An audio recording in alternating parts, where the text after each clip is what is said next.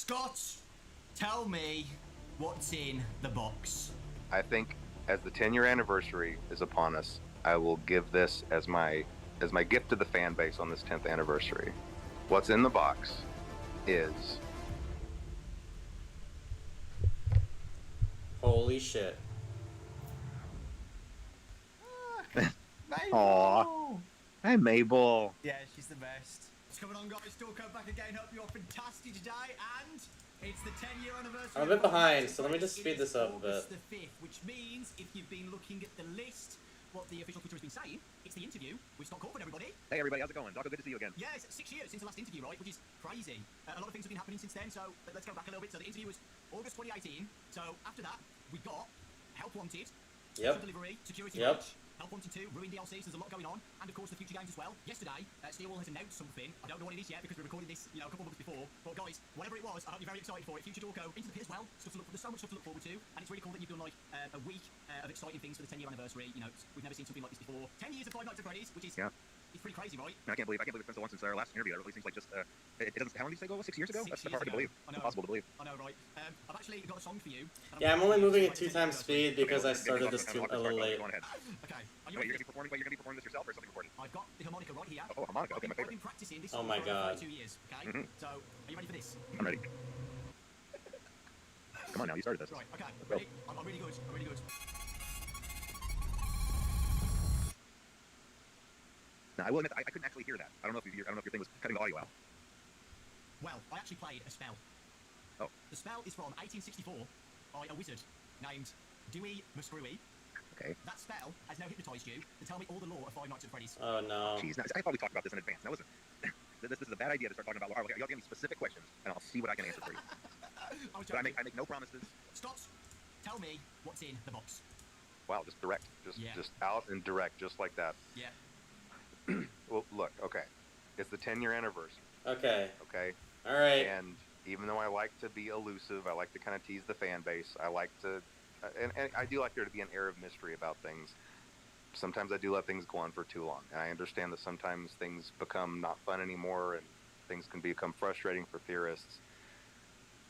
So, okay, I think as the 10-year anniversary is upon us, I will give this as my gift to the fan base on this 10th anniversary. What's in the box is Are you kidding me, guys? I knew this was gonna happen, by the way.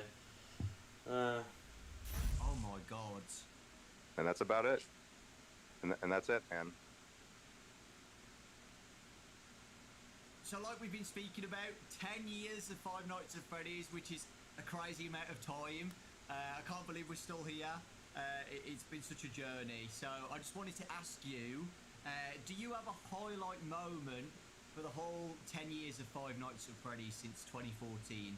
I think there have definitely been Good question. a lot of satisfying moments. Like obviously, if whenever one of the new games would come out and it would be positively received, that was obviously a huge relief.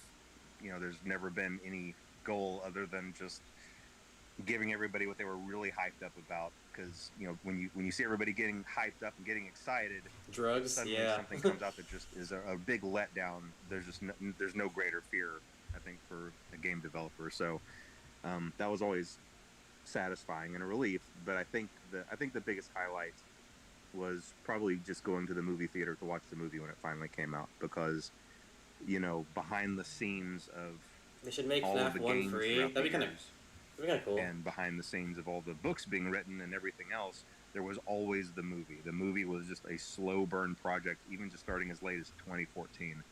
So that has been in the background, being progressing for almost the entirety of that. No, not almost the entirety. Wait, is the audio okay? I don't know if the audio's... So to be able to actually go to the theater, hear the reaction from everybody, Yeah? fans really enjoy it. That was definitely a moment of just real happiness for me, I think. Ups and downs, getting the script right as well. I know you've said on posts before you've had so many scripts made for the movie. The plushies in Manhattan or something. Oh my that was one of God, the not that scripts, again. So, Yeah, it yeah. was. Yeah, I can imagine how, difficult it's been, like, trying to get it all done.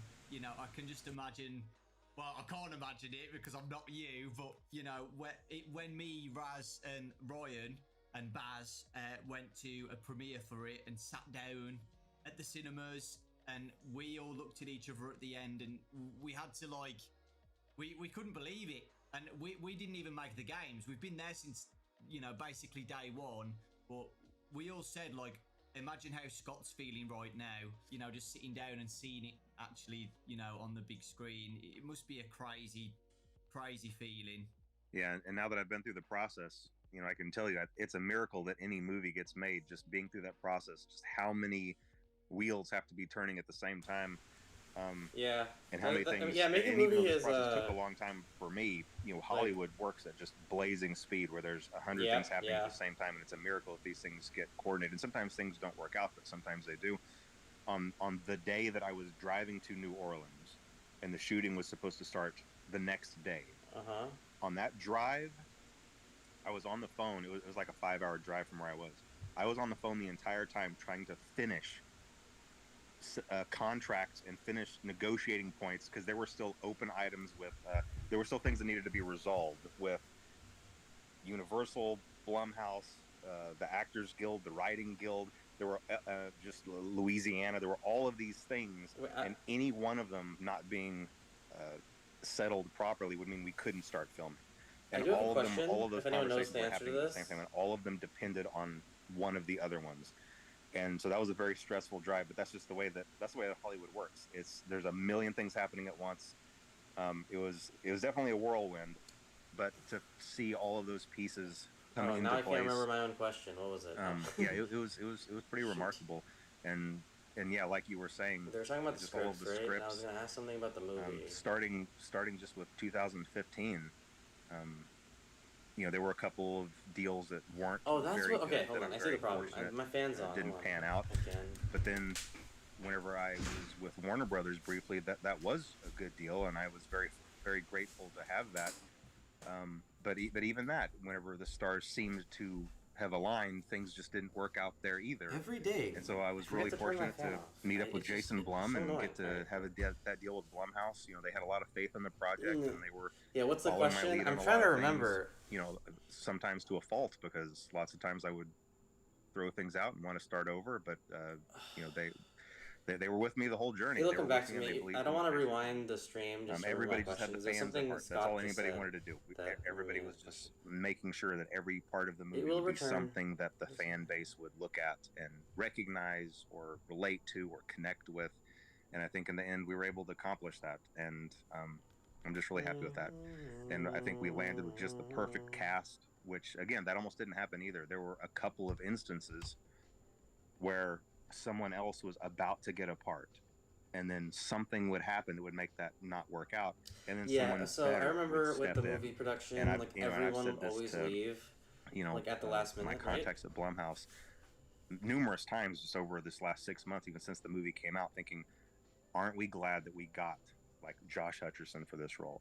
Isn't it great we had Elizabeth Lale for this role? Isn't it awesome we had Matthew Lillard for this role? Yeah. Isn't it great we ended up with Piper Rubio for this role? Every single person that we ended up with was just absolutely perfect in those slots, and everybody was just a delight to work with.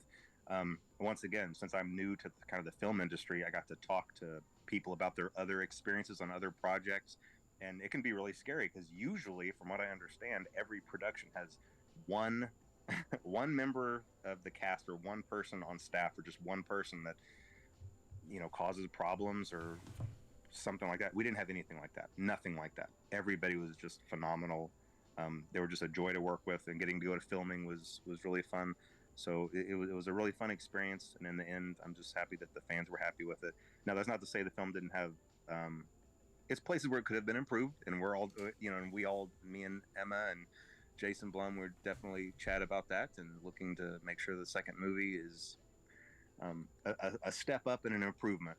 So lots of good things to look forward to, I think. I'm glad that they're open to feedback. That's really important. Yeah, you're right about the fan reaction. The fans absolutely loved it. We all can't wait for the next movie. It's so exciting, and I'm so glad it's actually happening as well.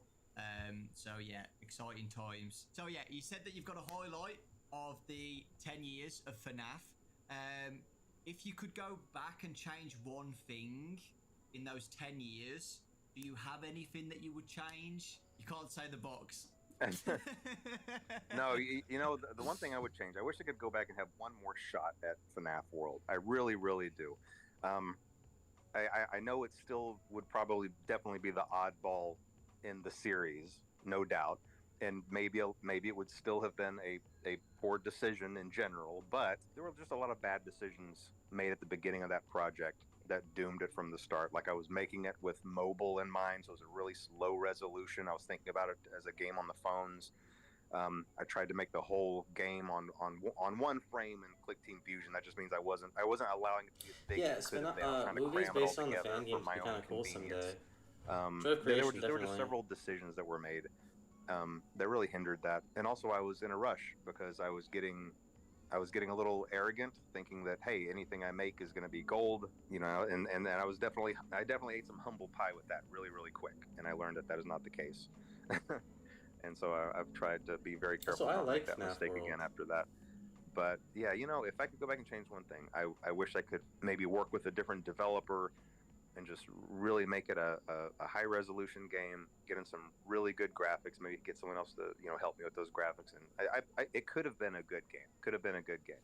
Who knows? Maybe somewhere down the line, if I get really antsy about it and have a lot of free time on my hands, maybe FNAF 2 or FNAF World 2 might be a thing. Yeah, I was about to say Imagine that. a FNAF 2. You could still get a different company to do a FNAF World game. It's not over yet. I think I've said this to you before. I love FNAF World. I think yeah, me it too. is so underrated, and I always say FNAF World is underrated. I love it so much. There's just a charm to it. I really do. And I know you don't like it, but I absolutely love it, man. I really do. I love everything about it. If I had allowed myself to work on it for one more year, just like really double its development cycle and let it be a high res game, I bet it would have really been something. But like I said, who knows? Maybe for the sequel someday.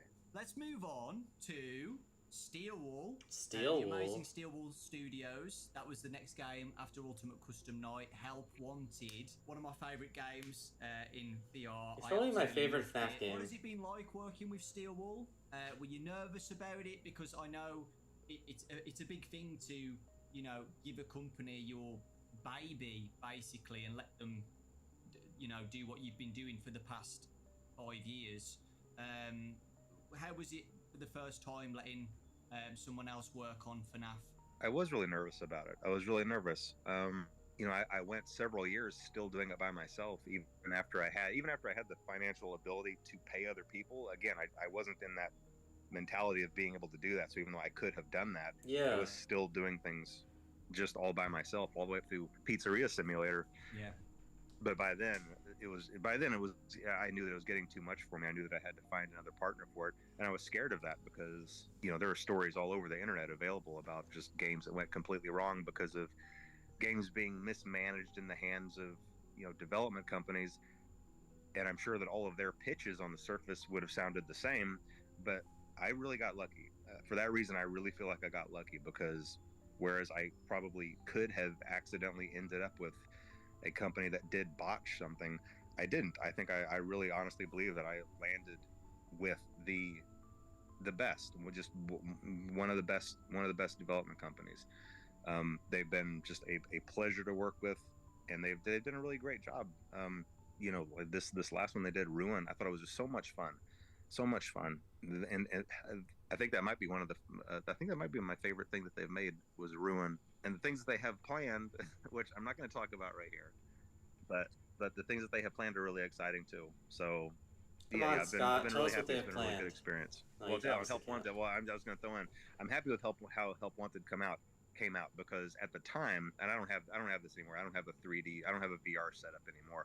But whenever the first Help Wanted came out, I did have a VR setup. So I was able to beta test, and of course, I was leading the charge to want to beta test my own games. I got into the Funtime Auditorium and I noped out of it. I took the headset off, and I immediately got on the phone with Steelwall and said, "I'm not doing it. I'm not going to test it. You test it. You're going to test it. You'll find someone else to test it. I didn't even get jump scared by Foxy. I was just in there in the darkness, and I knew I wasn't going to do it. And I never played it again. And I never played Help Wanted, and I never played Help Wanted 2 either. And I'm not going to. People need to understand it though, right? Because really, past, like, you never beat them? I've obviously done videos on Help Wanted 1 and 2. I get comments saying like, "Oh, it's not that scary. You're overreacted. It's not that bad." But you don't know until you've literally put on the headset. This is very true. It's completely different, you know, just watching it from a screen is compared to having the actual headset on. It's terrifying. Yeah, completely different experience. My other question, Glitch Trap is one of my favourite characters in FNAF now. I absolutely love Glitch Trap. A Fredbear game would be really cool. Glitch Trap as a whole, with the development of Help Wanted. I love the character. And I know that this is kind of one of the places where I know that there's a little bit of a divide with maybe me and the fan base, or maybe just within the fan base, because I always lean sci-fi. I have a tendency to lean sci-fi, even though I try to come back into the roots of the supernatural instead. But I can't help my inclinations to lean sci-fi. So anything that involves possession of AI or possession of machines or circuitry, that I love that sort of thing. So I love the idea of Glitch Trap. I'm not a huge fan of the name. And here's the way that these things happen, okay? And this happened with Burn Trap too. Whenever I'm in the planning phase with Steel Wool, we come up with temporary names for these characters, you know? Whenever we're doing the pre-production document, I'll say, "Oh, well, he's glitchy. GDD? Call him Glitch Trap. Oh yeah, he's burned. We'll just call him Burn Trap." But then those names get embedded in the source code because they use those temporary names also. And once they're in the source code, and once someone finds them in the source code, that's it. Like that's the canon name now, and there's nothing I can do about it. And hopefully we're learning our lessons going forward to maybe find. I think Steel will mention they want to make a Fredbear's Family Diner game. Hone in on a better process there, because yes, I love the character.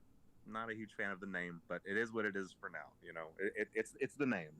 I love Glitch Trap's name. The saddest, world's smallest violin. Can you think of a name, like, on the spot, like what you would want to call him or not? Oh, I have no idea. But you know what? A good example is Nexus, you know, from Ruin. Now, that was a character where, even in just my design of the game, I thought that through, and I came up with that. And I'm really happy with it. I really like that name. It's a really cool name.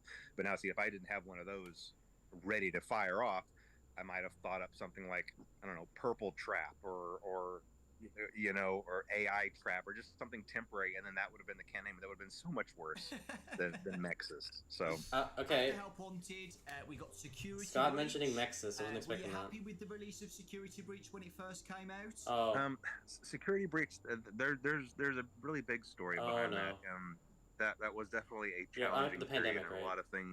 a lot of things just didn't align up perfectly for that, and there were a lot of reasons for that. I mean, obviously, I hear lots of studios and things kind of blame COVID for stuff, but there is a reason for that. You know, COVID took well-structured work systems and suddenly scattered them and expected the work to continue to flow, and it just doesn't work that way.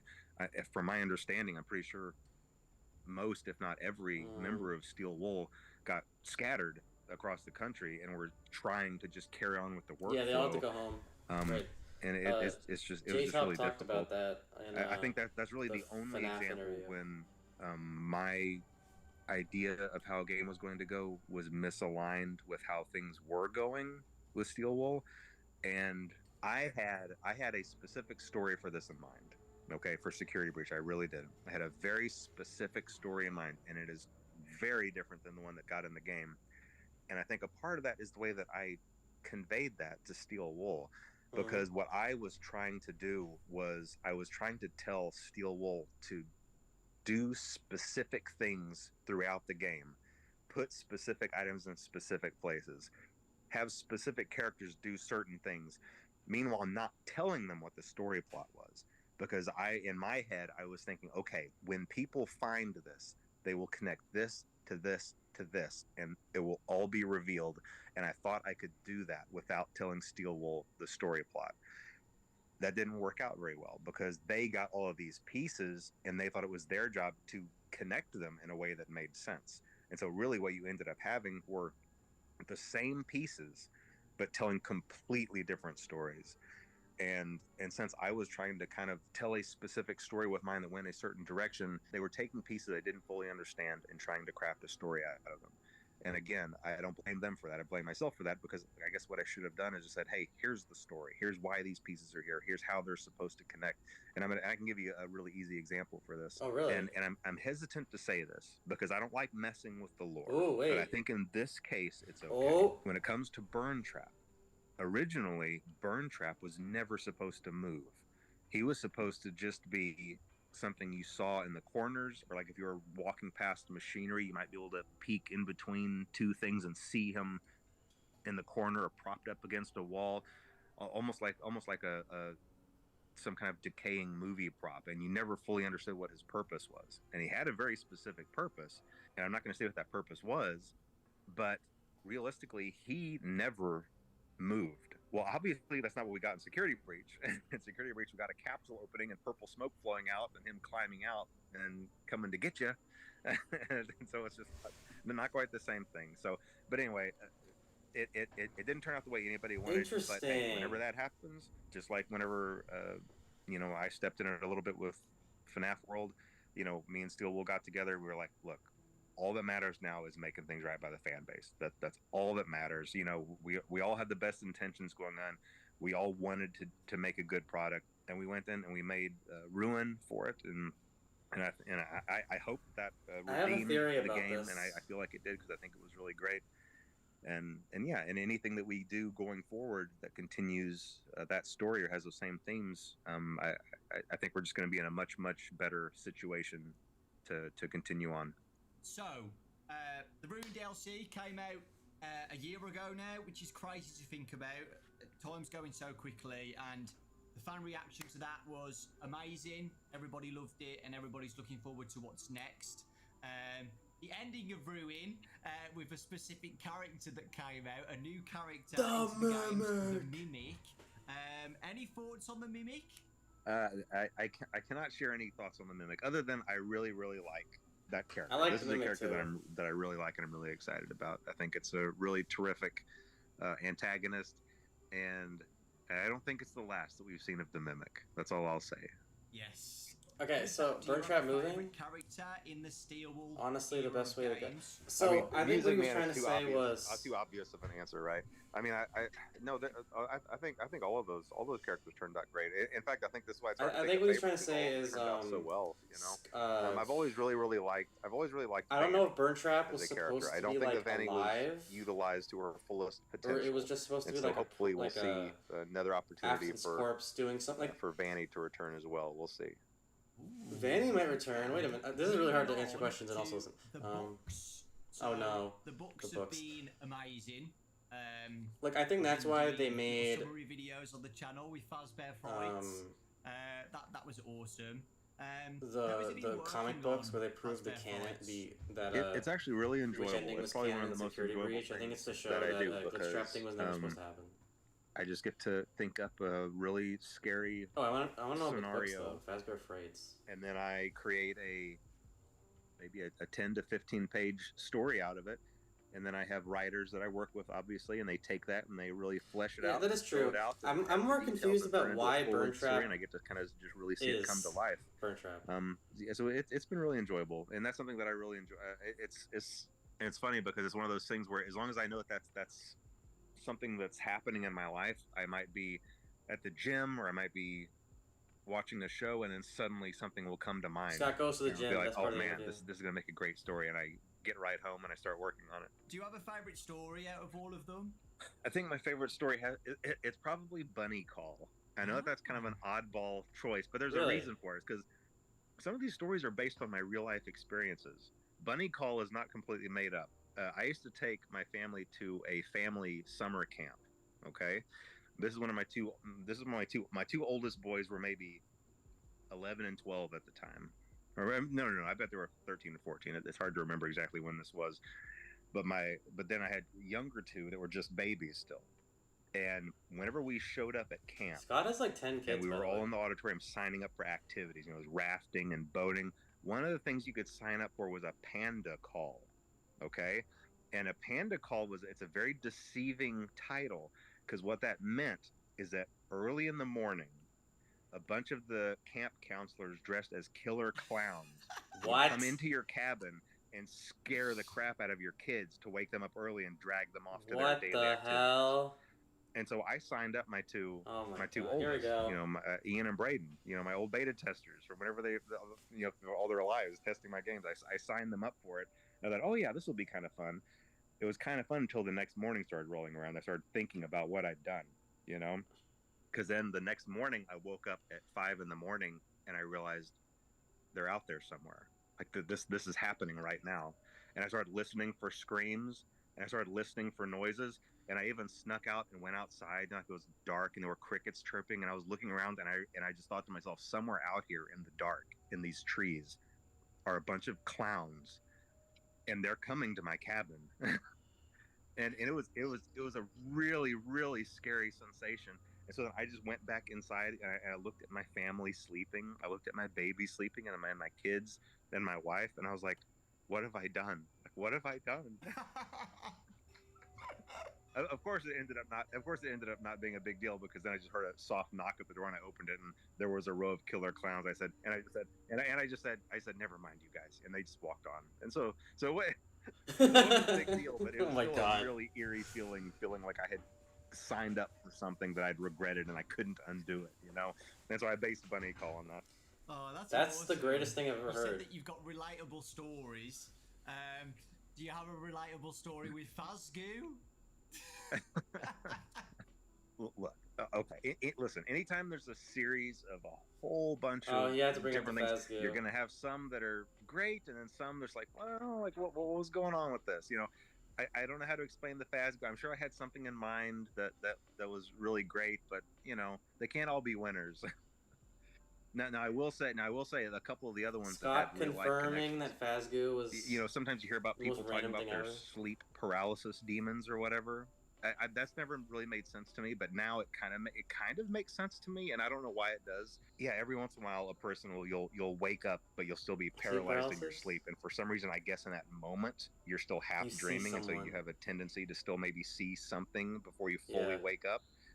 And the Blackbird creature was mine.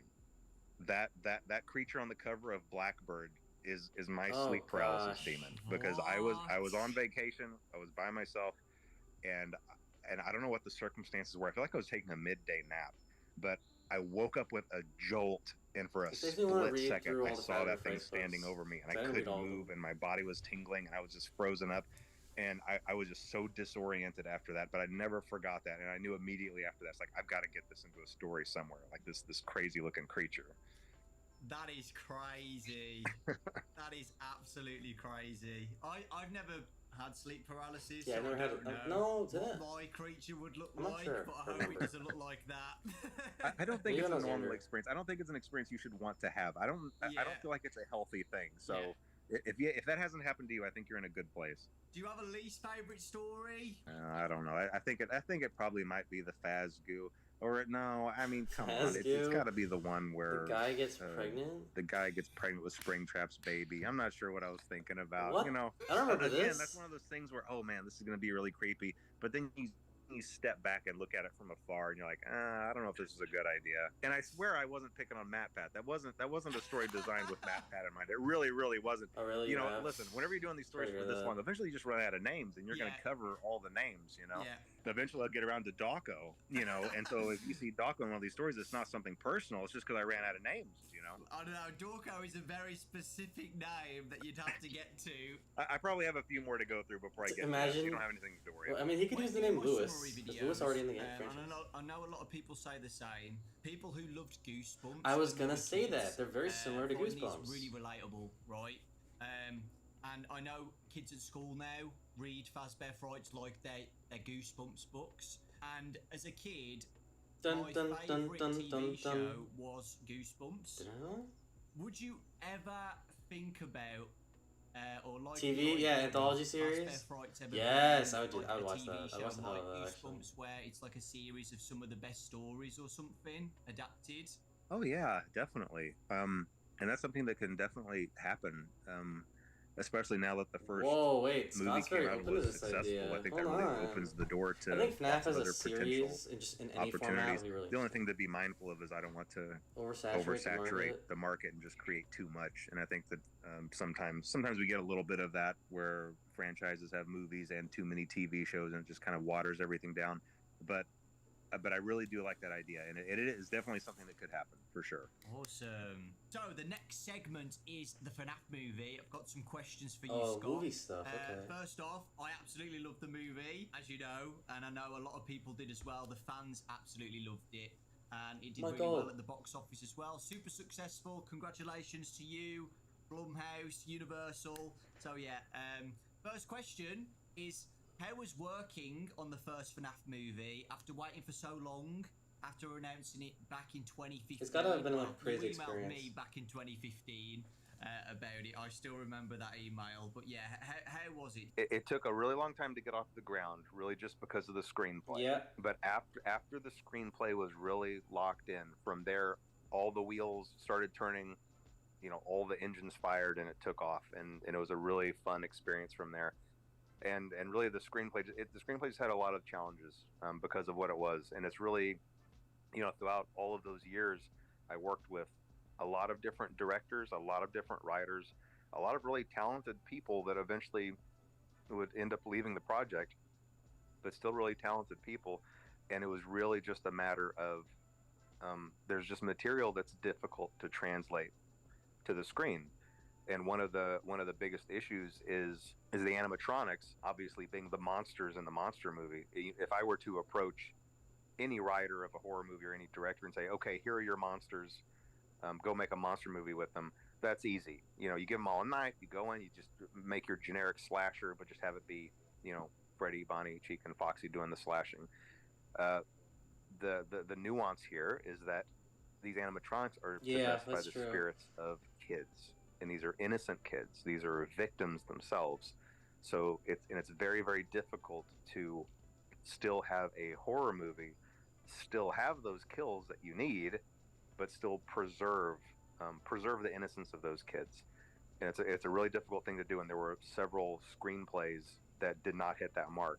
And I think I was more cautious about that and more picky about that than anything else. If kind of the innocence of those spirits was not preserved properly, I wasn't going to go forward with it. And so, one quick example is the way that we were able to have a couple of kills in the movie was obviously the vandals. You have a group of people who are breaking in, they're disrespecting the place, they're trashing the place, they're there with bad intentions, and then you combine that with the fact that these animatronics are, the spirits in them are these kids that are basically very confused and lost, animals backed into a corner, and kind of left with this impression that adults are out to get them. And then you have these violent adults breaking in. And so it allows you to have that kill count while still being like, well, I can kind of see how that might happen. It was a tricky thing to do, but I think we were able to accomplish that.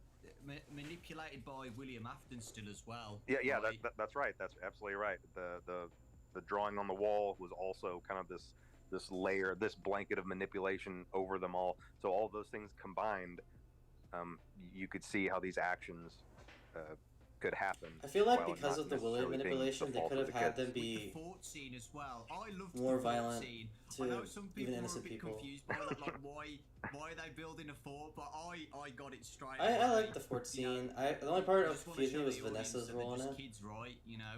Were you happy with the first movie and how it came out? Yes, I am. I am very happy. I mean, look, anytime anybody, I think pretty much anybody who's been through a process like this would be able to look back, and I do this with my games too. You look back and you're like, well, I wish I'd tweaked this. Oh, maybe this could have been like this, or maybe this could have been like that. But you have to just really take a step back and look at it as a whole, and where it came from, all the things that could have gone wrong, and all the things that went right, and just be really grateful that so many things just fell into place. That's a good mindset. And I can give you a really quick example of why I don't want to second guess too much. At the 11th hour of this movie coming together, we still really didn't have a music composer, and I really wanted an animated intro. I was really pushing to have that 8-bit animated intro. Yeah. But we didn't have anybody, and really not really anybody to have an idea of what kind of music we were looking for. 11th Hour, Newton Brothers come in and they write off that banger of a track, like absolute insane. Like I listened to that the first time and I was like, wait a minute, do I have a theme song? Does Five Nights at Freddy's have a theme song? And I called Emma Tammy on the phone. I was like, wait, do we have a theme song now? Like, I can't tell you how excited I was over that. And you better believe you're going to hear that again at the beginning of the second movie, because too. I really liked that was the just so music incredible. that The plays Newton whenever the knocked that kids out were of the involved. park. So yeah, so many things went right that I don't think I'm going to dwell too much on, what I would go back and try to do differently. As we know, the movie was a major hit in 2023. It really was. Super successful. The biggest horror movie of 2023 as well. How does that feel seeing that happen? It's nice. That part is nice. It's more important to me that if the critics had loved it, but the fan base was grumbling and saying, "Wait, this isn't how it is in the lore. Wait, we didn't like this. I don't like how they did this, and this," and the fan base was unhappy. That would be a failure to me. I'm perfectly. Yeah, I'm really happy glad they had the a Living critics Tombstone song in it, and the fan base reacting positively to it. So yes, it is nice that the movie was successful. However, that is not the correct metric by which to judge the success of this movie.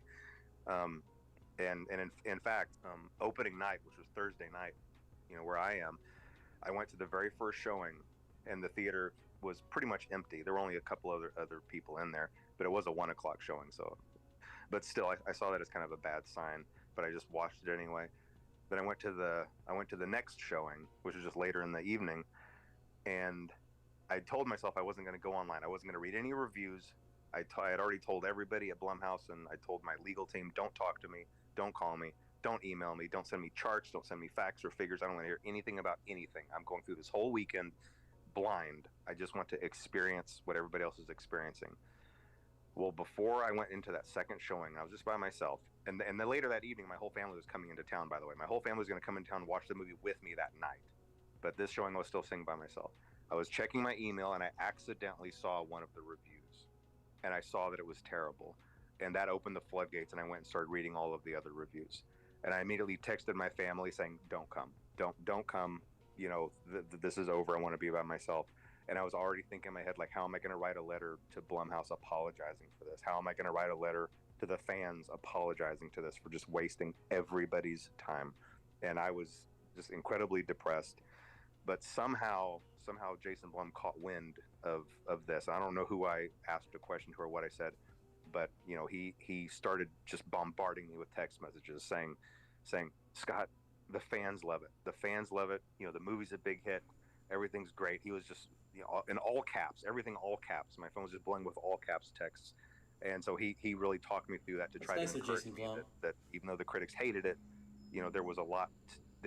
There was a lot to be loved there by the fans. And so then I had my family come into town anyway, and we just sat in a packed theater and listened to the cheers and enthusiasm, and it really lifted my spirits. But for a couple of hours there, man, I was pretty distraught. I thought the whole thing was just a complete disaster. But it wasn't. But it wasn't. It all worked out okay. It all worked out okay. Yeah. And again, the movie's not perfect. There's definitely room to improve. But yeah, I'm definitely happy that it was in general received well by the fan base. The second movie. Yes, I'm really interested in the second movie. It's been announced that it's going to be coming out in 2025. Is it December 2025? Yeah, December 5th, 2025, I think. Is there anything exciting to talk about on the second movie? Anything you want to say? I'm not going to give away too many details, but I will say that I'm following kind of the same formula where the first movie is focused on the first game. So I'm going to try to carry on that tradition onward with future movies. And I think that is absolutely the way to go. And I think everyone's going to be really, really excited for what's planned for the second one. The first one was really challenging because it's so much setup. It's like, how do you establish all of this? But now that we have that launch pad, where to go from there came a lot just more natural. I agree. It felt a lot more natural.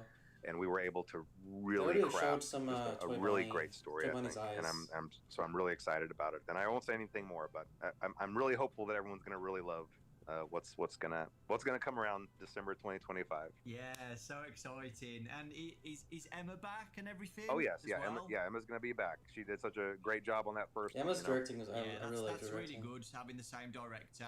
So now we're going to be talking about Into the Markiplier Pit. being back. Markiplier showing up really cool. Coming out by Mega Cat Studios. Yes, another pit. We just got the trailer, another trailer, a couple like last week, and it looks amazing. It looks so good. How has it been working on the game based on a Fazbear Frights story? It's definitely been a unique experience. You know, I first started talking to Meg. I mean, it's been years and years since that game has been in development, and originally it was just supposed to be a little novelty one-off. Like, oh yeah, here's this little company that makes 16-bit cartridges, and that was immediately appealing to me because I'm all about the Super Nintendo. And so if I could make something that would come on a Super Nintendo cartridge, you know, sign me up. That was the most exciting thing. The most exciting product I'd ever worked on. It was still just supposed to be a novelty, but as the development went on, everybody was looking at it thinking, this looks pretty good. This actually looks really good. And so they just kept on going with it. They could have stopped a lot sooner. They could have stopped with just a little simple novelty game, but they just kept going. And I kept looking at thinking, yeah, keep going. And they kept going, and I would keep looking at it. And it just turned into this I know. He was making the Iron Lung movie. Full-fledged, full-sized He was supposed to be the night guard at the beginning. So we obviously decided to venture away from strictly the cartridges, so that everybody can be able to play it on Steam and everything. But it's really unique. It's just a really, really unique game, and I do love that it really gets into just this really gritty these kind of gritty graphics that I haven't seen since, well, I guess since the late 90s, whenever you had those point and click type adventures, and you had that real kind of I'm sure it'll be in like pixelated art style that can be really creepy at times. I don't know. It's going to be a really unique experience, and I think that everyone's going to really be excited about it. I really do. Awesome. I can't wait to play it. How has it been working with Mega Cat Studios then? Oh, it's been great. It's been really great. I really haven't had to give them. I mean, I have had to give them direction, but for the most part, it's been weird. They would go into the hole for 6, 7, 8 months at a time, and I wouldn't hear anything from them, to the point where I thought, is this okay? And I would even, you know, I talked to the other people that I work with, like, is this game okay? Is this going to be okay? Are they okay? Do I need to check on this? Do we need to check on them over there? But then I would get an update, and it would just be all this crazy new stuff and all this crazy detail, this fluid animation. It's just crazy stuff. And then they'd go back into the hole again for 5, 6, 7 months, and then we just repeat that cycle. But now here we are finally at the end of that road, and I think it's just turned out really great. Like I said, really unique, and I think everybody's going to really like it. The reaction to the trailer has been amazing. All positive feedback about it. Super excited. People love it. The story of Into the Pit as well. Into the Pit's probably my favourite Fazbear Frights story. So with all the positive feedback about it, what do you see for the future of FNAF spin-offs made by other studios in the future? Oh, it's definitely a possibility. In fact, I'd really like them to start working on Fetch. I think Fetch would make a really good game after this. You know, some stories obviously cater more toward being a good game than others. Fetch would be such a good one. There's something really scary about the thought of something always being out there and kind of watching your house, and then trying to come in and do things for you. Like, this is kind of a scary thought. The thought that I might be online shopping looking for a specific thing, and somehow something out there is hearing that and receiving that, and then gonna come to me, sneak inside and put it somewhere without me knowing that it was there. It's just a creepy scenario. It's a creepy setup. And I think it'd be a really cool game to have to stop this thing, because obviously Fetch was out doing a lot of menacing things, to have to sneak around a neighborhood and stop this thing that's sneaking around so undetected. I think it'd be a really cool game. So hopefully that'll be the next project. We'll see. As the franchise has grown bigger, what challenges have you faced with running a franchise of this size? Is there anything you think you could be doing better? I think something I should have maybe been doing better is I should have had a better structure in place as far as people to talk to the fan base. You know, I've always kept that on myself all during the years, and in the early years, I think that worked great because it was a little indie game, a little indie community, and then me, the indie dev, just chatting with the community and talking. But as the years go by and the franchise gets bigger and bigger, I don't know. I feel like I've slowly kind of lost touch with the fan base. Unfortunately, it's not that same. It's not that same relationship that it used to be. I really used to enjoy chatting with everybody and just kind of I don't know. And I guess that's expected because FNAF is more of a it is more of a big it's kind of a just kind of a bigger thing now, and it's bigger than one person, and I can't just pretend like I can hop online and chat with everybody and solve everybody's problems anymore. Used to, I kind of could. I could just go in there and chat with everybody and resolve little problems as if it was like just a squabble on a forum. I can always just step in and solve it, but it's just not the same. And I think that I should have realized that sooner. And I'm really only realizing that this year, that I really need to have a better structure in place. And the fan base deserves that. The franchise deserves that. The fan base deserves that, to have more people in charge and running a Twitter page and official news feeds, an official news feed, so that there's not so much confusion about what's real and what's not real, and real news and fake news, and is this confirmed, is this not confirmed. I could have avoided years of that if I just kind of had a better structure in place. Just get Dawko to do it. I think he'd love to. And like I said, a news feed and someone else to just provide better answers to the fan base. So I'm trying to get all that in place, and I really think I think it would just better serve the fan base. And I think everybody would be a little happier if it's not just me trying to jump in and straighten things out when needed. Yeah, I think the Twitter's a great idea. We're recording this in June, but it was announced today. The schedule for what's coming out during that week is really exciting and really good. So people, can get excited for the anniversary. They kind of know what's coming, which is really exciting. And communication like that, it's people have really appreciated that. So thank you for doing that. And looking forward to seeing what happens next on the Twitter, what they announce. And apart from the second movie to look forward to, is there anything else you could hint at for the future? Any future titles or any little hints to get people excited for the future? One of the good things is going to be coming from Steel Wool, but that's going to be announced here in this. I'm really excited for this. Your interview is going to air, so I think that's it. In fact, I'm not sure if it was right before this or right after this. Yeah, it might have been right after this. Yesterday. Okay. And obviously everybody knows about the movie. Around, and right now the books are these interactive books, which I read things like that growing up, and so I'm excited about those. And I've tried to add some depth into those to where you can actually collect items in them and things like that. So it's really not just about picking a path; it's about picking a path and getting something, and then going to the other path and I reviewed this something. Book so it makes it more interesting. And you guys watch me read it. But yeah, I mean, that's the plan for movies, games, and books. And I already told you my hope for the next Mega Cat game, and there is another game planned with Steel Wool, but that's not going to be announced for a while yet. So I can't talk about that. But there is something really on down two things. Ooh. Okay. even beyond what's being announced this week, there's something beyond, but I can't talk about that.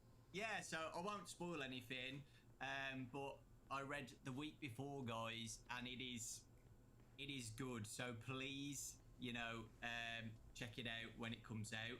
I'm looking forward to the Into the Pit one. VIP is the interactive novel VIP another one as well? Yes, yeah. VIP it's one that I did with Scholastic, just like the others, but it's just going to be free. It's specifically for this event. I mean, I might be included in a box set later down the road, but no, for this week, it was made specifically for this event, by the same author, I believe, as the week before. So if you enjoyed that one, you'll enjoy VIP. And I really love the story for VIP. I'm not going to ruin it, but it might be one of my favorites. So hopefully everybody really enjoys that. That's awesome. I'm pretty sure it comes out before the interview. So okay, great. Future me, if you're watching, you probably loved it. There is a collab announcement tomorrow from this interview. Whatever it is, I don't know, but it seems that you've been more open with collaborations with games recently, the Funko one as well. Are you more open to more collabs since we last spoke during the last interview? Would you be interested in whatever it is, I don't know, like Fortnite or Dead by Daylight, have those popped into your head at all, or? I'm very careful with collaborations because I want to protect the brand and I want to make sure that Five Nights at Freddy's stays as Five Nights at Freddy's. And there are some games where even if I really enjoy the game, it just doesn't feel like a good match. It feels really like a the collab mismatch. is. The brand integrity is the most important thing for me, and keeping everything feeling like it belongs. And so that's really been my only hesitancy. I feel like I am branching out a little bit, and I am a little bit more open to those things than maybe I was in the early years, but I'm still very careful about it. We'll just see. We'll see how things go. Okay. Anything else you would like to add to finish off the interview? Let's see here. No, I mean, I think things are in a good place, and like I said, I think that the things that are on the horizon are all things to be excited about, and I think that everybody's going to really enjoy. The things that the fan base really going to enjoy. And I wish I could talk about those more, but I don't feel like I can. So do you think we're going to have another interview in 10 years' time? It doesn't have to be 10 years. We can try to do this a little bit more often. But, what, every 5 years? Yeah, every 5 years. There we go. Okay. That's not that often either. Just make it a regular thing. Okay, awesome.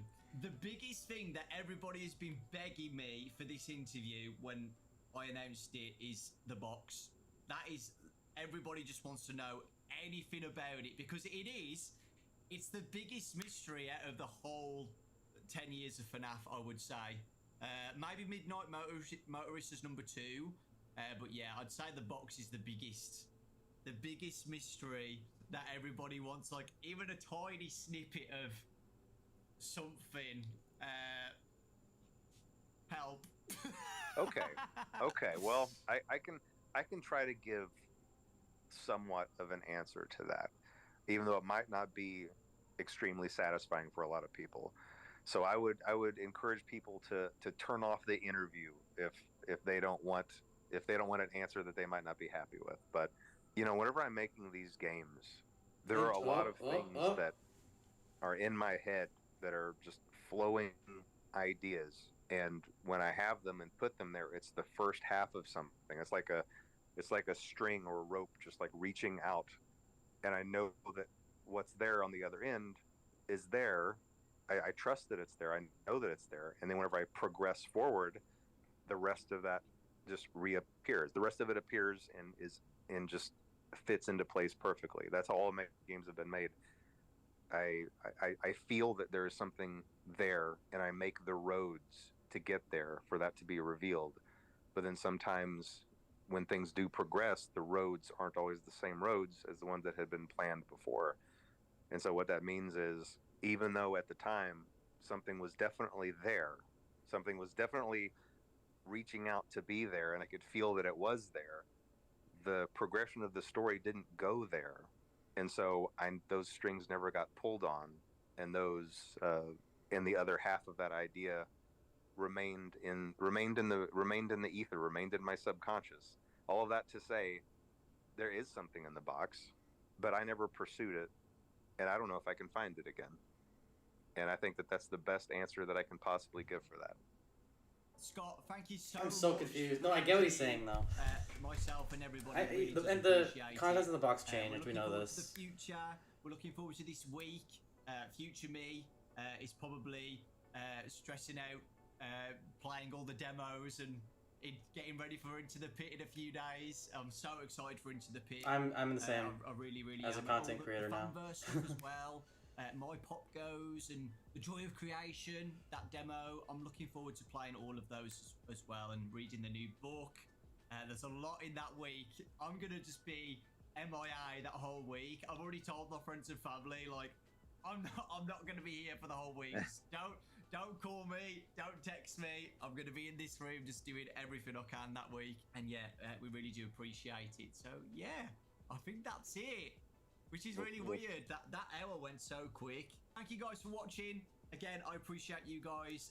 Thank you. Without you guys watching the channel, I wouldn't be doing this in the first place, interviewing Scott. So it really does mean a lot to me. Thank you so much.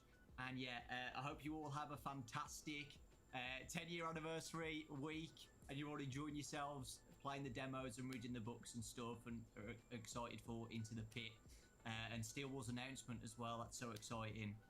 But yeah, thank you, Scott. I appreciate it. So yeah, we'll both leave now. All right, sounds good. Thanks for having me, Dawko. Talk to you later. Thank you, Scott. Bye, guys. See you in 5 years. You. Wow. I want to read the comments.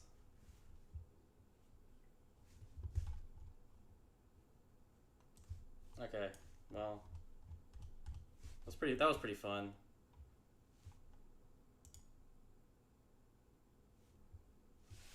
Yeah, thanks for stopping by. Before I tune out, I guess I'll just say a couple things. So I think what he meant by the box is that he had like part of a story planned. I think you said love stream last time too. I think there was part of a story planned, but then he didn't go in that direction. So what was in the box would just confuse people instead of actually helping them, which is why he's not quite sure where to take it.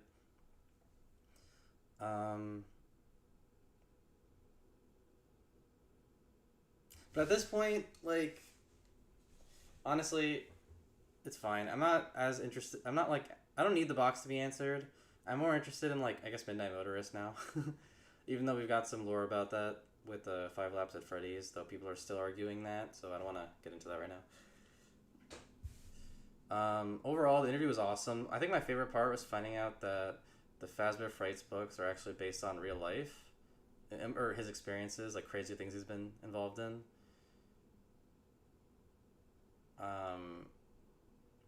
I like that we might be getting a fetch game from Megacat. And there was one other thing he said that I was really into. What was it? The thing about how Jason Blum helped him feel better when the movie came out. I think those 3 were the highlights of my interview, of the interview, not my interview. So that was really, really cool. I'm trying to think about. See, being a content creator, all I'm thinking about is how can I make a video out of this, and I don't want to just upload the interview again, because it's not. I mean, it's Dawko's content. I just wanted to stream my reaction to it. Maybe I'll do like a. We'll see.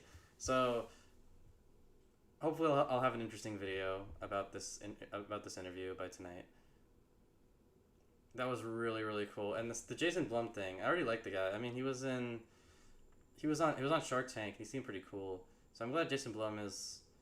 I mean, he's obviously like an old as a kid he was like a horror movie fan, and now he gets to make all of them. I think that's pretty. I think he's living the dream. So, congrats Scott for your success. Congrats Dawko for your success, and thank you everyone for stopping by. I am sorry I started the stream after the interview started. I was like scrambling to get everything ready, but yeah. Scott forgot what was in the box. Someone in this chat, the Dawko's chat just said that, but I don't think that's the case. I think he knows what's in the box, and I think someday we'll find out what it is, and it'll be a lot more satisfying than now. So yeah. And I can't wait to see what Steel Will's got. Hopefully it's Fredbear's game. I would love anything at Fredbear's Family Diner, because I love that era. I love that era of FNAF's history, like the 70s, 80s. I think that's like the most interesting era, and we barely touched upon it. So, Fall Fest, we need to find out what that is too. So, okay, I think that should be everything that I want to talk about. Thank you, Shadow Trap, for sticking for the entire interview, entire live stream. That was really, really cool of you. I wish you luck. I know you're trying to get like your own content going, so I really hope you can get the ability to record on better hardware.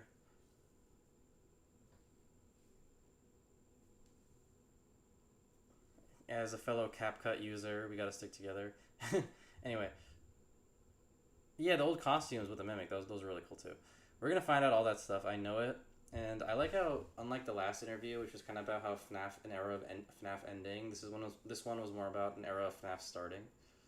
Like the expansion. And I have good hopes for it. I hope we get a TV show someday. I hope we get all kinds of stuff. You're able to stream now? Congrats. So yeah, that's really cool. I hope we get Everyone in chat just saying bye, bye, bye, bye, bye. I can't wait for the rest of the week. I can't wait to find out what the collab is. I can't wait to see what the announcement is, and I can't wait to see. That's all that's left, right? No, that's August 8th. Wait, so there's the collab. There's a stealable announcement. There's Into the Pit and 5 Ups of Freddy's. That's what it is. So those are the 4 things that are remaining. Oh, gotcha. And I'm excited for all 4 of those. So it's gonna be an awesome next 4 days. For FNAF fans, it's gonna be an exhausting next 4 days for me uploading videos. But yeah, that is the plan. I'm getting a ton of views now that the actual interview is over. I think people are checking out reactions now. But I'm about to wrap up my stream, which sucks. Aw. Sorry, folks. I'll have a video out for you, for anyone that wasn't here for the stream. Don't worry. I might do I think I'll do a quick recap of the best things we've learned. So my view count it just spiked more than it did the entire stream, because everyone was watching Dawko's stream, and I think they're now checking other channels out. But we'll see. So to screw myself over from all the viewers I would be having, I will wrap up my stream. No, I just got 2 more. What's going on?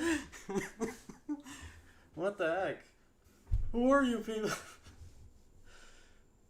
Oh no. Hi everyone, welcome to the stream.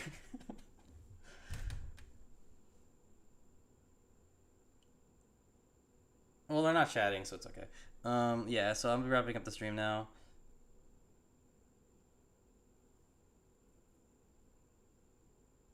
This is making me believe that Fortnite is in the crossover. Oh, I got another one. Where are you guys coming from? Okay, so I just got 5 views in the matter of half a second. A bunch of people just clicked on. What?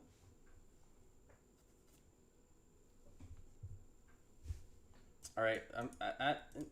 Okay. I have literally nothing planned. How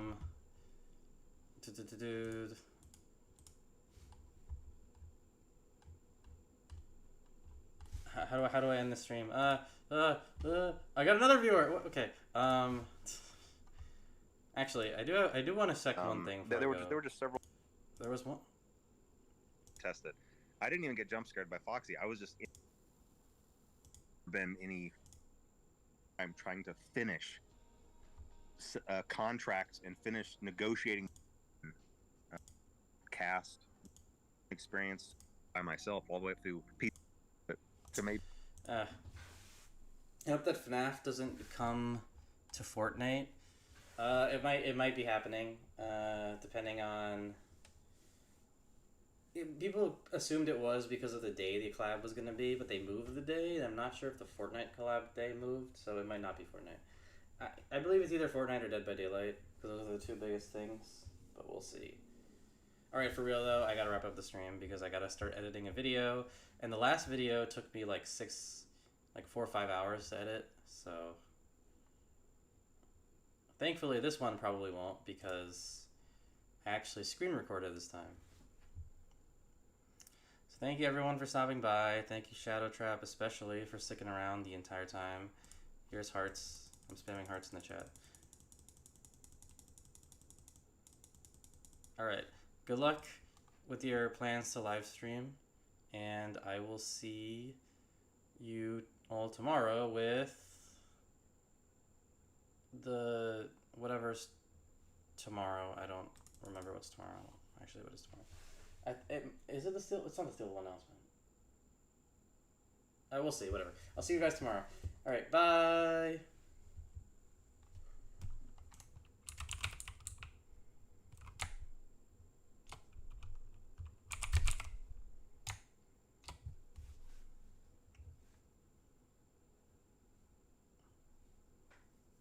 Bye. Bye. Bye. Bye.